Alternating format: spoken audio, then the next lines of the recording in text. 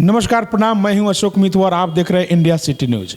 और मैं आज बिहार के चंपारण जिले बेतिया में मौजूद हूं और एक ऐसे प्रोड्यूसर से मुलाकात हुआ है, एक ऐसे वीडियो डायरेक्टर जो भोजपुरी के मौजूदा जो हालात है, सिचुएशन को देखते हुए ये पिक्चर बनाते हैं। अभी जो भोजपुरी का जो माहौल चल रहा है उससे थोड़ा सा हट करके पिक्चर बनाते हैं। जो भी इनका कंटेंट होता है एक समाज में एक छाप छोड़ता है। तो आइए उनसे परिचय करवाते हैं और बहुत सारी बातें इनसे बात करते हैं। नमस्कार सर। आपके इस न्यूज़ चैनल को देख रहे जितने भी जनता जनार्दन हैं, सबको मैं चंदन झा डायरेक्टर चरण स्पर्श करता हूं, चरण वंदन करता हूं और आप सबसे ये रिक्वेस्ट करता हूं कि प्लीज़ इस चैनल को सब्सक्राइब जरूर कीजिएगा, क्योंकि समाज में जो क्रांति लाती है ना, उस चीज़ का नाम होता है पत्रकारिता। और यदि असली पत्रकारिता देखना है तो आप मेरे भाई के चैनल को देखें, इनके पत्रकारिता को देखें और प्लीज़ इस चैनल को लाइक, शेयर और सब्सक्राइब जरूर करें। सबसे पहले चंदन झा जी आपका नाम है। चंदन जी, अभी क्या चल रहा है आपका? अभी सबसे पहले तो अपने आप से संघर्ष चल रहा है और ऊहापोह मन में चल रहा है कि ये जो मैं चाहूँगा कि भोजपुरी में ही बात करूँ, चूँकि भोजपुरी हमने के मातृभाषा हो। मैं मन में ऊहापोह चलता कि हमारे माई जोन बिया एकरा आचरा में बहुत सारा अश्लील मैंने बहुत सारा लड़का सब, चूँकि जे ए भाषा में जन्म ले ले बा उ तो सब कोई के माई ही है, तो माई के आचरा पर दाग उनकर आपन कुछ लड़का लोग लगावता, तो ई के तरह सही होके एकरे पर ऊहापोह चल रहा बा। तो ई हम मतलब एकरा पर अंगुरी यदि हमरा उठाए के बाद एकरा के हम गाड़ी के माध्यम से नहीं उठा सकत, चूँकि वो कोनो बहुत बढ़िया बात ना हो। सब कोई वसुधैव कुटुम्बकम, पूरा विश्व संसार जे बाटे परिवार है, तो सब कोई हमने के एक परिवार के सदस्य हैं सन। जाहिर सा बात बा, हम लोग घरे जाएम तो माई के हम माइये कहें, रउआ हमारा घरे आएम तो हमारा माई के माइये कहें। तो जब राउर माई हमार माई राउर माई, तो हम कैसे केहू के गाड़ी दे सकत नहीं। अश्लील गायक के घरे भी जाएम तो ओकरा माई के हमरा गोड़ छू के हम ओकरा माइये कहें। तो के तरह अपना काम के माध्यम से उ लोग के जवाब देहल जाओ और अपन भोजपुरी के गरिमा के बढ़ावल जाओ, ये ऊहापोह में आजकल आदमी लागल बाटे। अभी जौन भोजपुरी के शीर्ष पे जो लोग बा, जो स्टार बा, जौन अपना के power star, tower star, hit machine जो भी लोग कहला, जेकरा उ समझौता अपने आप के कि ना भोजपुरी हमरे से बा, हम ही भोजपुरी के आगे बढ़ावे में सबसे ज़्यादा योगदान बाटे। तो उ लोग के रउआ का कहे के चाहे? रउआ तो एक फिल्म प्रोड्यूसर बानी और आवे वाला दिन में हो सकेला कि वो लोग के रउआ अनुबंधित करे के, सिग्नेचर करे के, साइन करे के जरूरत पड़े, तो वैसन मानसिकता वाला लोग के रउआ का कहो? सबसे पहले तो हमारी कोशिश रही कि हम ऐसा लोग के अनुबंधित न करी। दूसरा नंबर चीज़, रामचरितमानस में जब राम जी के शादी जब होत रहे तो घोड़ा जब जात रहे, घोड़ा पर जब जात रहे तो लोग फूल बरसावत रहे, है ना, ऐसा कुछ बाटे किंवदंती। तो घोड़वा के मन में होके कि लोग हमरे पर मैंने फूल बरसावता, लेकिन जब राम जी जब रथ से उतर गए तो ओकरा पर फूल बरसावे वाला केहू ना मिलल। तो ई लोग उहे बाटे, लोग लगभग समझी तो घोड़ा बाटे लोग, गधा चाल में जे बाटे नु, मतलब कहल जाला नु कि घोड़ा के गधा के पैर में नाल ठोक देला से घोड़ा ना हो जाला। बात समझे तनी? भोजपुरी समझे के बात भिखारी ठाकुर के समझी, जे नाई के काम करत रहे और अपना लेखनी में इतना ताकत पैदा कैले वो समय के जमाना में, जिस समय कोनो है यूट्यूब दुनिया देवाना ये सब कुछ ना रहे, कोनो संचार के ऐसा व्यवस्था ना रहे, तो वो समय अपना कलम के माध्यम से भिखारी ठाकुर जी, महेंद्र मिश्र जी भोजपुरी के कहाँ पहुँचे। आज पढ़ल लिखल लड़का लोग, पढ़ल लिखल धनी मनी परिवार के लड़का लोग जो बटे, उनका PhD करके खुद के पढ़ल लिखल बना रहा बटे लोग। तो हमारा देखिए, हमरा लगे इतना बड़ा जो विषय बा भोजपुरी, जरा के बोले वाला करोड़ों लोग बा, तब ये सब का अचरा कचरा छुछेरा लोग के बारे में सब के महेंद्र मिश्र और भिखारी ठाकुर के नाम लेला, बस नाम लेला, लेकिन ओकरा जो उनकर जो मार्गदर्शन बा, उनकर जो लाइन बा ऊपर ना चल पावेला। लोग खाली नाम ले के यूज करेला, लेकिन भिखारी ठाकुर के जौन उनकर अस्तित्व रहे, जौन उनकर नाटक रहे, जौन उनकर कथा रहे, पटकथा रहे, वो आधारित पर अगर भोजपुरी हमारा चले तो ये हमनी के जौन रउआ सुनल हो कम कि हमनी के जौन भोजपुरी भाषा बा, देश में सबसे ज़्यादा बोले वाला भाषा भोजपुरी बा। लेकिन इतना रहते हुए भी हमनी के भोजपुरी भाषा अभी भी 8वीं अनुसूची से दूर बा। एक और मुख्य कारण का हो सकता? एक मुख्य कारण बाटे कि हमनी के जोना नेता लोग के चुननी, अभी तो 3 गो जोन हमनी के सांसद जे बाटे लोग, दिनेश जी बाड़े, आदरणीय रवि किशन शुक्ला जी बाड़े, मनोज भैया बाड़े, तो ये लोग खुद सांसद भइला के बावजूद भी, एक अलावा 80 गो यूपी में और 40 गो बिहार में सांसद भइला के बावजूद भी, वो हिसाब किताब से विधायक भइला के बावजूद भी ये लोग आवाज़ नहीं उठा पावत लोग। और यदि आम जनता आवाज़ उठावत हटे तो फिर उहे होखेला लाठी खाए के पड़ेला, वाटर कैनन के स्प्रे कइल जाला, है ना।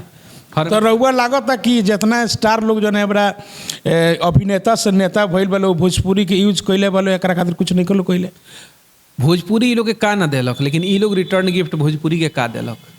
उहे ना हम रउआ तो एक प्रोड्यूसर बानी, निर्माता बानी, तो हमारा तो लागत है भोजपुरी के शोषण कइले बा लोग, उससे रुपया कमैले लोग, एकरा बारे में भोजपुरी के कैसे विकास हो एकरा बारे में लोग नहीं के सोचले। बिल्कुल नहीं के सोच ले लोग, ई लोग अपने भर ले सोच ले बा लोग। ई लोग भोजपुरी भी उतने बोले लोग जितना उ लोग के वोटर से वोट लेवे खोखेला। बाकी फिर ई लोग अंग्रेजी छांटे लगेला, हिंदी छांटे लगेला। देखी हमर एक गाना आई रहे बटोही, चल रे बटोही चल रे अपन गाँव, अमरेंद्र शर्मा अमू जी गईले रहनी, अब लिखले रहनी अभिजीत मिश्रा जी, रउआ भी बहुत अच्छा वहाँ के दोस्त हैं। पहला बार हमरा से वहाँ से रउए बात करेले रही, तो का बाटे कि उ गाना इतना शानदार भई रहे, शूट हम कैले रही तो इतना शानदार भई रहे वो गाना नु कि के ना शेयर कैले रहे। प्रकाश झा, इम्तियाज अली, मनोज बाजपेयी, पंकज त्रिपाठी, अविसार शर्मा, रवीश कुमार, के ना शेयर कैले रहे। तो जेकरा में बने के क्षमता ना होखेला नु, माने जे अगराला ना, जे भाव से भरल बाटे नु, उ लोग सब कुछ शेयर कैले रहे। और बजाबते रवीश कुमार जी तो भोजपुरी के एक चैनल भी एथी कैले बने, लेकिन का बाटे कि लोग रंगा सियार हवे लोग, जे भी थोड़ा सा आगे बढ़ जाला भोजपुरी के लात मारे लगेला, जेकर पेट भर गईल बाटे। और अब जब भोजपुरी के रिटर्न देवे के समय बाटे तब ई लोग आपस में गारा गरोगल करता लोग। जे पीएचडी के पढ़ाई कर रहल बा उहो मैट्रिक के एग्जाम खातिर लड़ रहल बा आपस में। अब ई लोग के ओहदा मतलब उ ओहदा पर जाके अभी के स्टार लोग लड़ता, भोजपुरी के भाषा खातिर नहीं खेल लड़त लोग, अपना ला लड़ता लोग। आ गूगल एडसेंस एगो चीज होला, चाहे गूगल एडवर्ड पर पैसा लगावल जाला जैसे व्यू आराम से हो सकेला। तो गांव में जोन लइका जोन होरहा पकावत हुई उहो यदि गावत अटे, ओकरा यदि नॉलेज होकत अटे एडसेंस पर पैसा लगावे के, गूगल एडवर्ड पर पैसा लगावे के, उहो अपन व्यू आराम से मिलियन में पहुंचा सकत अटे लोग। तो ई लोग बनावटी दुनिया खातिर लड़त लोग, लेकिन अपना भाषा खातिर, अपना हक खातिर नहीं खेल लड़त लोग। अभी कुछ कंपनी के मालिक से भी हमरा मिलल जुलल रहेला, अब देखे नहीं भी बहुत लोग से मिल बात विचार भी होला। अभी जौन भोजपुरी के मौजूदा जौन हालात बा, तो अभी तो पूरा जौन भोजपुरी होके चाहे हिंदी होके जो भी संगीत मैंने इंडस्ट्रीज बा पूरा यूट्यूब पर टिकल बा। तो यूट्यूब पर हमरा लोग उहे पसंद कर चाहते, थोड़ा सा अभद्रता होके के चाहिए, थोड़ा सा खुलापन होके के चाहिए, थोड़ा सा नंगापन होके के चाहिए। तो हम थोड़ा सा पैसा कमाए खतरा, थोड़ा सा पब्लिसिटी कमाए खतरा, अगर घोंघरी उठा के टोंगरी दिखाएम तो ई भोजपुरी ऐसे अगर कुछ निर्माता लोग करी, ऐसे कुछ गायक लोग करी कि घोंघरी उठा के टोंगरी दिखाई व्यू खातरी, तो कैसे भोजपुरी आगे बढ़ी। बात सही बाटे। देखिए कहे के मटे कि कहे के ना चाहिए, बहुत सारा हमार ई वीडियो के छोट भाई लोग भी देखत हुई। देखिए रउआ बटोही बहुत बढ़िया रउआ कंटेंट बनैले रहनी, लेकिन कितना व्यू गइल होई, 10 मिलियन तो ना गइल होई, 5 मिलियन तो ना गइल होई, लेकिन उहे कोनो लड़की के थोड़ा सा अर्धनांगा नचा दी, तनी टंगरी दिखा दी, तनी घोंघरी उठा दी, कुछ और सी कोनो चीज़ दिखा दी, तो देखी केंगे व्यू जा। तो हमनी एक कलाकार तो दोषी बढ़ले बा, लेकिन ओकरा से कम दोषी जौन उ जानता जौन देखता। एवरा रो मार्केट में चल जाई तो बैगन ज़्यादा बिकाई, लेकिन परवल कम बिकाई। काहे से कि श्रोता बैगन के ज़्यादा हो गई बा। तो जे भी श्रोता देखता ई वीडियो के, मानी कि रउआ अच्छा कंटेंट बनैनी, रउआ प्रोड्यूसर बनी, लाखों रुपया करोड़ों रुपया खर्चा कर देनी, आ यूट्यूब पर लोड करते हैं तो 10,000 20,000 व्यू आई। सही बात। तो मैं तो कुछ जानता भी तय कर दोषी बा कि वैसन लोग के पसंद करता। देखिए बिल्कुल दोषी बाटे। वह कहत रही कि ई वीडियो जे बाटे हमार छोट भाई लोग भी देखत हुई, बड़ भाई लोग भी देखत हुई, चाची लोग भी देखत हुई, माई लोग भी देखत हुई, सब कोई से माफ़ी मांगतनी ई कहे से पहले। अब हमार जवाब ई बाटे, व्यू तो बीएफ के भी बहुत ज़्यादा होला, तो बीएफए बनाओ लोग। हमारा तो लागत है कि भोजपुरी के जौन हालात बा आ स्थिति बा, अब हाँ अब उ राह पर धीरे धीरे जाता भोजपुरी ना, अब भोजपुरी के सर्वनाश के जौन मैंने राह बा ऊपर हम लागत है कि भोजपुरी। देखिए ना लोग कितना मतलब का कहीं कितना मतलब लोग के सोच निकृष्ट हो चुकल बा। खान सर के वीडियो देखिए, वो कहाँ अश्लीलता परोसल है, लेकिन 17 मिलियन व्यू बा कि ना। आज दुनिया में के नहीं जानत खान सर के कितना प्रसिद्धि बा, कौन गायक हुए, एक से एक लोग बाटे जो मोटिवेशन दे रहल बा, मोटिवेशनल वीडियो बना रहल बाटे लोग, एक से एक गायक बाटे लोग जे बिना अश्लील गईले ये शीर्ष पर बाटे लोग। भरत शर्मा व्यास जी आज नईखन गावत, ठीक बा नहीं चलत, लेकिन जेकर लगातार एने करी 100 मिलियन 150 मिलियन 200 मिलियन जो भेड़ चाल बाटे एकदम गर्दा लखा व्यू उड़ेला, उ लोग जे गावत बाटे लोग। अब उ लोग के पूछे वाला के बा, आज से साल भर पहले कौन गायक हिट रहे नहीं जानत, उससे 2 साल पहले कौन हिट रहे नहीं जानत, लेकिन भरत शर्मा जी कब हिट रहे, आज भी हिट बने, वो कालो प्रासंगिक रहे, आज भी प्रासंगिक बने। सीधा सीधी बात बटे। तो का बटे नु कि जे भी हमारा भाई के यदि लॉन्ग टर्म ले चले के बा, लॉन्ग टर्म में चले के बा, ओकरा निश्चित तौर पर अश्लील गा के लॉन्ग टर्म ले नहीं खे चलल जा सकत। केहू के नाम लेला के हमनी के गरज नहीं खे। अभी देखी भीड़ चाल में रिलीज है सो कर रहा बटे लोग, गाना फिल्म दुनिया देवाना बहुत सारा कर रहा लोग। लेकिन एक बात बताई, प्रकाश झा कैगो बाड़े इंडस्ट्री में? पूरा एगो बाड़े। संजय लीला भंसाली कैगो बाड़े? एगो बाड़े। सुभाष घई कैगो बाड़े? एगो बाड़े। लेकिन ऐसा बहुत सारा डायरेक्टर बाटे लोग जो साल के दू को पिक्चर रिलीज कर लोग, हर साल एगो पिक्चर रिलीज कर लोग, लेकिन ऊपर नाम जपे वाला केहू बा का नहीं खे। तो का बाटे नु कि लोग के सोच लंबा नहीं खे, सोच बड़ा नहीं खे, क्षणिक सुख चाहिए। सिनेमा समाज के आईना होला। यदि हम विदेश में चल जातनी तो हमार पहचान का बा? हमार पहचान चंदन झा से नहीं खे, हमार पहचान बिहार बिहारियत से नहीं खे, हमार पहचान इंडिया से बा, हमार पहचान हमार लैंग्वेज से बा, हमार कल्चर से बा। भारत के हमनी के कल्चर रिप्रेजेंट करेला, हमनी के भाषा रिप्रेजेंट करेला। दुनिया में कोनो ऐसा देश नहीं है जहाँ पर 4 गो 5 गो मौसम होखत होके। दुनिया में ऐसा कोनो देश नहीं है जहाँ पर अलग अलग क्षेत्र खातिर अलग अलग भाषा होखत होके। कश्मीर से कन्याकुमारी ले रहुआ चल जाई, संस्कृत एगो मिली, वहाँ जो उच्चारण होत हुई कश्मीर में तो कन्याकुमारी में हुई, अटक से कटक ले संस्कृत एक ही बटे, लेकिन अंग्रेजी हर जगह अलग अलग बा। अब एक गाना से कैसे रिलेट बा कि हमनी के पाश्चात्य संस्कृति देख के बहुत ज़्यादा भोजपुरी के लोग भी ओकरा प्रति का कहे सचड़ होके पाश्चात्य संस्कृति के अपना भोजपुरी में ला रहा बा। लेकिन भोजपुरी के गायक लोग बिसर जाला कि सूर्य पूरब से यदि पश्चिम की ओर जाला तो डूबबे करेला। तो डूबना तय बा। अश्लीलता जे बाटे पाश्चात्य संस्कृति मतलब अश्लीलता के पर्यावाची हवे। तो अश्लीलता के तरफ रहुआ जा रहल बानी तो रहुआ डूबल तय बा। ठीक बा, नो डाउट। रहुआ हफ्ता 2 हफ्ता में बहुत खुश हो गए कि 5 मिलियन चल गई, 7 मिलियन चल गई, बहुत खुश हो गए। लेकिन इनमें खुश होके वाला कोनो बात नहीं है। रहुआ अपना आत्मा पर हाथ रख के कहीं जो अश्लील गायक बाटे, एक बार प्लीज 10 जोड़ के निवेदन बा उ लोग से कि अपना बहन के गाना सुना के दिखाओ लोग। महाराज को अलावा तो पता ना ब्रह्मा जी यदि ढोड़ी ना बनौले रहते हैं तो भोजपुरी के गायक लोग जो बाटे भूखे मर जाते लोग। अपना गाना होते रहे ढोड़ी के सवेरे सवेरे प्रणाम करेला। देखिए हमनी के आज से कुछ साल पहले कितना सुंदर सुंदर गाना, बाल एक तेरी काली जुल्फे, ओकरा बाद आ गई कि तेरी नशीली नयने, उसके बाद होंठ पर गाना आयल 122 कुछ दिन पहले कि तुम्हारी मैंने यौवन कितनी सुंदर है। अभी 2022 में भोजपुरी कलाकार ढोरी पर पहुँच गए बालो।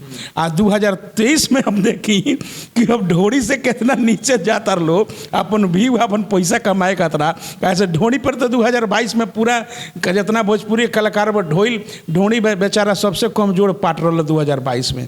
आ 2023 में अब देखिए मुझे तो ढोरी से नीचे कितना दिल भोजपुरी को और गिरावता लोग। नहीं तो नीचे ही नहीं जा रहा बा लोग, तो रसातले की तरफ तो जा रहा बा लोग। मतलब यहाँ से जब नीचे गिर गई तो गिर गई, बात खत्म। हमें को बातें कहनी रहुआ से कि सिनेमा समाज के आईना होला, साहित्य समाज के आईना होला, रिप्रेजेंट करेला। जौन हमर रहुआ गाना कोनो देख लेम, कोनो भी गाना देख ली, चाहे डिग्री रहुआ हमारा फिल्म देख ली, गाना हमारा अभी बेरोजगारी आयल है, अरविंद लाल यादव जी गई है, बहुत अच्छा गायक है वहाँ के। महंगाई पर आयल बटे अरविंद जी गईले बनी, पवन शर्मा जी लिखले बनी। अभी यह चंपारण है गाना हमने करतनी सन कि काहे कि गांधी के कर्मभूमि है, सीता के शरणस्थली हवे। एकरा के लोग ये नाम से नहीं जानत, एकरा के लोग चंपारण मीट हाउस के नाम से जाना था। चंपारण के तो हमरा बाटे जो युवा हम बानी तो अपना सोच से अपना चंपारण के दुनिया तक पहुँचावे के यदि हमरा बाटे तो माध्यम हमारे यूट्यूब बाटे, तो हमार कोशिश बाटे जो ये चंपारण से बहुत लोग कलाकार भइल बा, चाहे गीतकार होके, चाहे फिल्मकार होके, चाहे निर्माता निर्देशक, बहुत सारा भइल बा। लेकिन हमरा ना लागेला कि चंपारण के जौन संस्कृति बा, चंपारण के जौन पहचान बा, कोनो उच्च स्तर पर एकर चर्चा कइले होके। देखिए सब कोई के अपन अपन मन के बात बा। मेन का बाटे कि दुनिया जे बाटे नु वो बहुत प्रोफेशनल हवे, दुनिया बहुत प्रोफेशनल चीज के नाम ना। जैसे हमनी के एबरा भोजपुरी के मैंने पावर स्टार कहल जाल पवन सिंह सबके वो जानता।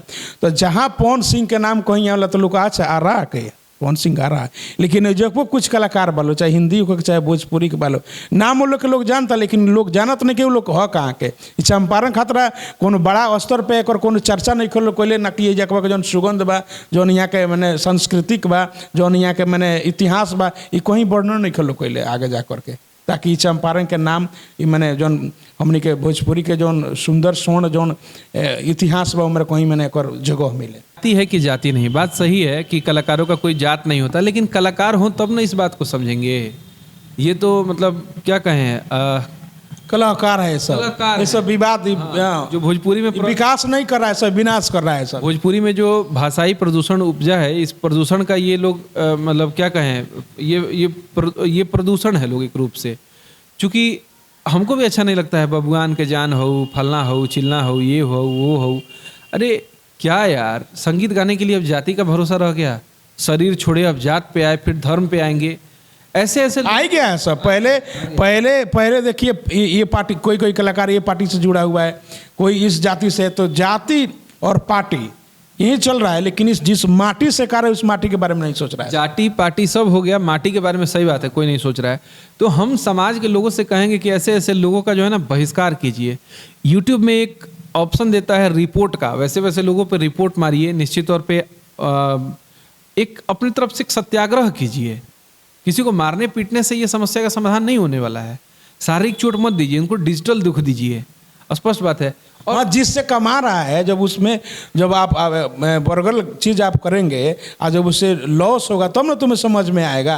अशोक जी, मैं ऐसे ही स्क्रॉल कर रहा था यूट्यूब पे एक दिन, तो मैंने देखा कि बहुत गंदा पोस्टर बना हुआ था। मतलब उसका चर्चा भी नहीं किया सकता, मतलब आम लोग में तो खैर किया ही नहीं सकता, दोस्तों के बीच में भी नहीं किया सकता, इतना गंदा वो पोस्टर था।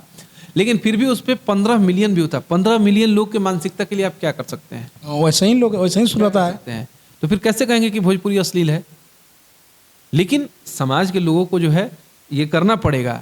जो मतलब अच्छे गाने नहीं आ रहे हैं उन्हें अवॉइड करना पड़ेगा, और जो अच्छे गाने आ रहे हैं उन्हें सपोर्ट भी करना पड़ेगा। ये भी बात है।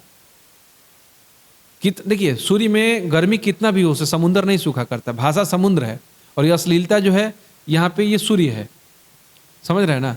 सूर्य, ये अश्लीलता जो है ये सूर्य है। सूर्य को मैं अश्लील नहीं कह रहा हूँ, सिर्फ एक मतलब समझाने के व्यू से कह रहा हूँ। तो एग्जाम्पल के तौर पे मैं दे रहा हूँ। तो मैं लोगों से कहूँगा कि आप लोग ऐसे ऐसे लोगों को अवॉइड करना शुरू कीजिए। अश्लीलता हर जगह है, कहाँ नहीं है। भोजपुरी को निश्चित तौर पे हमारी भाषा में बढ़ रही है, तो मैं अपनी ही भाषा की बात करूंगा। पहले तो अपना घर ठीक करेंगे तभी ना दूसरे का देखेंगे भाई। सही बात बेटा, पहले अपन घर हमनी के सही करें सन। कुंडी मत खड़काओ राजा, सीधे अंदर आओ राजा, एक गाना रहता है। तो मुख आमंत्रणा हवे, तो एक मतलब ये थोड़े बल्कि दोसर कोई अपना जूता में सतुआ सान के खा ताटे तो केहू अपना जूता में गुँ सान के खा ले हो। आजकल के गायक लोग गुँहे सानता है, आजकल के गायक लोग गुँ सान के खाते। अब वो लोग हम गुँखोर नहीं कहत। देखिए, बहुत बड़ी आप बात बता रहे हैं झा जी। आप प्रोड्यूसर होकर के बहुत बड़ी ये समझिए कि समाज के लिए ये एक आईना है। ये जितने कलाकार सब है ये गंदा खा रहा है, सब गंदा खा नहीं रहा है, सब ये पब्लिक उसको मजबूर कर रहा है सब खिलाने के लिए। जाहिर सा बात बटे, हम गंदा ना गाएम तो लोग कितने गंदा सुनी। अरे वह बढ़िया बढ़िया होटल में चल जाई, सब कोई के औकात नहीं खे जाके किचन में बैठ के खाना खा लेवे के। सब कोई के औकात नहीं खे जो किचन से मिठाई खरीद लेवे के। काजू कतरी बहुत अच्छा मिठाई होता है, लेकिन उसके खरीदार ज़्यादा नहीं होते हैं। जिनको क्वालिटी की समझ होती है वही खरीदते हैं। मैं दूसरे मिठाई को ख़राब नहीं कह रहा हूँ, हनुमान जी को तो लड्डू से ही प्रेम है। भारत का राष्ट्रीय मिठाई जिलेबी है, हमको खुद खुरमा बहुत अच्छा लगता है। मैं किसी को ख़राब नहीं कह रहा हूँ, लेकिन क्या है कि काजू कतरी को जो है सब कोई अफोर्ड नहीं कर सकता। उसी तरह बढ़िया लोग हर कोई नहीं सुनता बढ़िया गाने को, और कचरा गाना जो है उसको सब कोई सुनता है। स्पष्ट बात है, भगवान मिश्री से ही प्रसन्न हो जाते हैं। वो नहीं कहते हैं कि तुम ये करो वो करो। मैं किसी चीज़ को खराब नहीं कह रहा हूँ, लेकिन लोग को भी, माताओं को भी, मेरे जितने गार्जियन स्वरूप चाचा लोग हैं, जो बहनें हैं, उन्हें भी अपने भाई को समझाना चाहिए कि भाई रे ऐसा गाना मत गाओ। हम जब चले नहीं बाजार में तो सुन के बहुत बुरा लगेला। बेटा ऐसा गाना मत गाओ, हम चले नहीं बाजार में तो बहुत बुरा लगेला। रउआ लड़का कमाता, रउआ खातिर ये अच्छा बा, लेकिन रउआ लड़का के गाना के चलते कितना लोग के मुंह छुपा के चले पड़ेला, इहो तो सोची। देखिए, बहुत बड़ी बात बता रहे हैं जो फिल्म प्रोड्यूसर हैं चंदन झा जी। इसे समाज को ऐसे ऐसे लोगों से आपको सीख लेना चाहिए, प्रेरणा लेना चाहिए कि खुद एक प्रोड्यूसर हैं, पैसा लगाते हैं, खर्च करते हैं, अच्छा कंटेंट बनाते हैं, अच्छा मूवी बनाते हैं, चलता है नहीं चलता है वो तो किस्मत की बात है। लेकिन समाज ये भी चाहते तो गंदे गंदे चीज़ बना करके यूट्यूब पे व्यू कमा सकते थे, पैसा कमा सकते, लेकिन इनका जो मानसिकता है, इनका जो सोच है, वो समाज को स्वच्छ करना, समाज को एक संदेश देना है। तो ऐसे प्रोड्यूसर से जो अभी के हालात में जो अभी जो प्रोड्यूसर लोग हैं, जो पिक्चर बनाते हैं, गाने बनाते हैं, चैनल चलाते हैं, उनको भी इनसे प्रेरणा लेना चाहिए। केवल आय का स्रोत आप मत बनाइए भोजपुरी, आप समाज में एक मैसेज दीजिए, केवल पैसा कमाने के लिए समाज को आप गंदा ना करें। आप अच्छा गा के तो देखिए आपको कितना प्रोग्राम मिल रहा है। एक मुझे क्या नहीं आता, मैं कैमरा करना जानता हूँ, मैं डायरेक्शन करना जानता हूँ, मैं लिखना जानता हूँ, मैं एडिटिंग करना जानता हूँ, चूँकि मैं निर्देशन करना जानता हूँ, तो मुझे सब चीज़ बहुत अच्छा एक प्रवक्ता भी हैं आप, बहुत कोई चीज़ सिचुएशन भी बहुत अच्छा आप बोलते भी हैं। तो वो चीज़ है, मतलब समझ है। तो कहने का मतलब हम कचरा कुछ नहीं कर देंगे। मैं अपने गाने को बड़ा शान के साथ नीतीश कुमार जी का शराबबंदी से प्रभावित होकर हमने शराबबंद बिहार आनंद एक फिल्म बनाया, जिसे नीतीश कुमार ने खुद रिलीज़ किया। यदि बताइए मैं उसमें अश्लीलता डाल दिया रहता तो क्या मैं उसी शान शौकत के साथ जा पाता? बिहार में जितने भी जिले हैं सब में एलईडी पे वो फिल्म चला था, शराबबंद बिहार आनंद, जितने भी जिले हैं सब में चला था। समाज को आपने एक मैसेज दिया, बिहार को एक मैसेज। तो यदि मैं अश्लील किया रहता तो क्या वो हो जाता? बिल्कुल नहीं हुआ रहता ना। तो कहने का मतलब है कि अच्छा कुछ कीजिए। राहुल तिवारी मृदुल का मैं निर्गुण शूट करता था, अभी नहीं करता हूँ। स्पष्ट बात है कि हमारे पास अब अपना समय का थोड़ा सा समय का ये है, काम की अधिकता हो गई है। हालांकि राहुल जी अच्छा करते हैं। तो राहुल तिवारी मृदुल का एक एक हनुमान आराधना का सिर्फ 50,000, 55,000, 60,000 रुपया एक हनुमान आराधना का सिर्फ उनका चार्ज है। क्यों? क्योंकि वो अश्लील गायक नहीं है, और अश्लील गायक जो है ना वो 10,000, 20,000 पे दूभर है। कोई पूछने वाला नहीं मिलेगा महाराज। निगेटिविटी का बहुत दिन तक आयु नहीं रहता है, निगेटिविटी बहुत दिन तक नहीं चलता है। ये ना दूसरा कोई अपने जूता में सतुआ सान के खा रहा है, तो ये लोग जो गूं खाने के लिए तैयार हैं, इन लोग को समझना चाहिए कि आज आप अश्लील गा रहे हैं, कल के डेट में दूसरा कोई अश्लील गाएगा, आपके बहन पे कमेंट मारेगा, कैसा लगेगा आपको? चल पाएगी वो? नहीं चल पाएगी। फिर तो अब जात पे बात आता है। अपने बेतिया में मैं देखता हूँ विवादित स्टार, टावर स्टार, पंसुइया स्टार। अरे भाई, स्टार का मतलब पहले समझ लो ना। ये उपाधि कौन देता है भाई? इस संविधान में इसका कुछ प्रावधान है क्या जी स्टार का, कि कुछ ऐसे कर देने पर 10 गाना विवादित गा देंगे, 10 गाना अभद्र गा देंगे तो हमको स्टार की कोई उपाधि, इसका कोई आर्टिकल है क्या? कोई संविधान में कोई ऐसा जगह है क्या जिसे स्टारों का मिल जाता है? ये लोग तथाकथित स्वयंभू स्टार हैं, ठीक है, खुद से अपने खुद का प्रायोजित स्टार हैं। इन लोग का अपना कोई औकात नहीं है। अपने गांव को छोड़ दिया जाए ना तो अगल बगल के पंचायत में भी इन लोग को पहचानने वाला कोई नहीं है। यदि पहचान होगा भी ना तो बहुत घटिया पहचान के साथ इनका पहचान होता है। आज अरविंद लाल यादव गाए हुए ना बेरोजगारी पे गाना, आप देखिए पप्पू यादव उनको बुलाए हुए पटना में सम्मानित किए। यदि वो भी चोली छप गाए रहते, वो भी ढोड़ी छप गाए रहते तो हो कर दिए रहते सम्मानित, ले लेते सम्मान। अरविंद यादव के एक दिन का एक प्रोग्राम का 40,000, 50,000 रुपया रेट है। हाँ, व्यवहार में अलग का विषय है कि हमारे मित्र हैं तो हमारे यहाँ आएंगे, नहीं लेंगे, एक बात अलग का हुआ। आपके मित्र हैं, नहीं लेंगे, लेकिन उससे उनका रेट थोड़े हो जाता है। वो रेट तय थोड़े होता है। प्रेम में तो रेट की कोई बात नहीं, तो रेट का कोई बात नहीं है। लेकिन असली नहीं गाते हैं, इसलिए आराम से उनको जो है बढ़िया बढ़िया समाज का लोग सुनाता है। बेतिया के एसडीएम साहब जब लोग छुट्टी छपाटी में रहता है लोग, तो अरविंद जी को बुलाया जाता है सम्मान के साथ, क्या ये अरविंद जी कुछ गीत गजल हम लोग करें। समझ रहे हैं बात को? कितना मतलब कितनी बड़ी बात है। ये अपने अपने सोच पर डिपेंड कर। हाँ, तो ये चोली छाप लोग थोड़े कर लेंगे। लोगों का औकात है, बैठेगा लोग, ये लोग बराबरी में धुआं फेंकने लगेगा लोग। व्यू कमीला से हुई है। चलिए, आने वाले दिन में अभी 2023 में क्या करने वाले हैं? क्या कुछ नया समाज को देने जा रहे हैं आप? देखिए, जनसंख्या पे गाना है, वो है अभी। दूसरा नंबर चीज़ जातिवाद पे है। नाच पे एक फिल्म हम लोग जस्ट समाप्त किए हैं, जो मैं आपको बता भी रहा था, दहक नाम से। तो कलाकारी के सबसे, देखिए उन लोग का तपस्या देखिए, कलाकारी के सबसे निचले पैदान पे वो हैं, चलते फिरते टोन वो सुनते हैं, मतलब और जितने गाने जो बरतते हैं उसको निखारने का काम तो वही करता है। सब समाज तक एक लोग पब्लिक तक पहुंचाने का काम तो वही सब लोग करता है। तो ये जो गद्दार गायक लोग हैं, स्पष्ट बात है, सब नहीं, सब कोई अपने आप को इसमें नहीं लेगा, प्लीज भाई। जो गद्दार हैं उनकी मैं बात कर रहा हूँ। जो कलाकार जो कला का अपना सम्मान नहीं करते हैं, जो अपने भाषा का सम्मान नहीं करते हैं, जो अपने माँ को गरियाते हैं, माँ का सम्मान नहीं करते हैं। मातृभाषा होती है ना, माँ भाषा को मातृभाषा क्यों कहता है, मदर टंग क्यों कहता है? क्योंकि वो मातृभाषा है, सिखाया नहीं जाता है, वो सिखावल ना जाला। तो माई के भाषा के जो कलंकित करे काम कर रहा बा, उ लोग का जानी कलाकार के महत्व का होला, नहीं के जान सकत लोग। एक से एक साधना वाला लोग मिलेला, ये सुबह में 3 बजे से उठ के साधना कर शुरू कर दे वाला लोग के कमी बटे नु कि अच्छा सुने वाला लोग नहीं खे।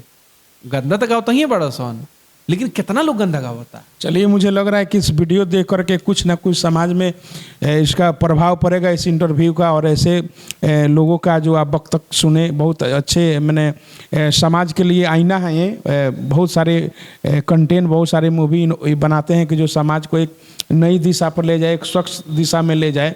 तो ये चंदन झा जी हैं, बेतिया से हैं। क्लोजिंग कमेंट में बस मैं इतना ही कहना चाहूँगा कि जिंदगी लंबी हो ये मतलब नहीं है, जिंदगी बड़ी हो।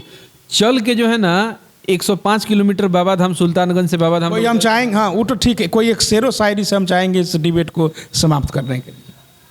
नहीं वो तो ठीक है, शेरो शायरी से हो जाएगा। बाबा धाम जा रहे थे हम, बताइए। बाबा धाम जा रहे थे तो चल के बाबा धाम जा सकता है, दौड़ के नहीं जा सकता। लंबा पहचान यदि रखना है, जिंदगी लंबी हो ये जरूरी नहीं है, जिंदगी बड़ी हो। विवेकानंद बनने का सोचिए ना महाराज, विवेकानंद अपने भारत के हैं, है ना, भारत के, उनसे प्रेरणा लेने का सोचिए। आप अच्छा गाएंगे, आपका पहचान लंबा जाएगा। आप कचरा गाएंगे, 1 2 बहुत हुआ हिट, तीसरा में आपको कोई पूछने वाला नहीं है, तीसरा चौथा आपके पीछे आ रहा है। लास्ट में यही कहना चाहेंगे, कोरा कागज के एगो चांद बनौले बानी, आज धरती के आसमान बनौले बानी। हम जानत तनी कि रउआ सब हमरे हई आ हमरे रहब, यही से ये चैनल के माध्यम से रउआ सबन के अपना मन मंदिर के भगवान बनौले बानी। एक और हो जा, बहुत रउआ सुंदर शेरो शायरी करें तो दर्शक के मांग बा हमारा तरफ से कि एक और कोई शेरो शायरी होके हमने के डिबेट इंटरव्यू के समाप्त कर जा। देखिए, हम ये कहें, गुलशन में क्या फूल खिले, गुलशन में क्या फूल खिले, जब तक बरसात ना हो, तेरी तस्वीर से क्या दिल भरे, जब तक दीदार ना हो। काफ़ी दिनों बाद अशोक भैया मिले हैं हमसे और बहुत लंबी चौड़ी ये वार्ता हो गई। तो चलिए, उज्जवल भविष्य के हमारे तरफ से शुभकामना है कि आप बहुत अच्छे अच्छे कंटेंट बनाएं, अच्छे अच्छे मूवी बनाएं, और हमसे जो भी सहयोग होगा, सामाजिक, आर्थिक, मानसिक जो भी सहयोग होगा हम आपको देंगे। और हमारे अपने चंपारण का नाम रोशन करिए और आगे बढ़िए। और मुख्यमंत्री क्या, DM CM क्या, PM तक आपका मूवी पहुँचे, इसकी हम बहुत बड़ी शुभकामना देते हैं।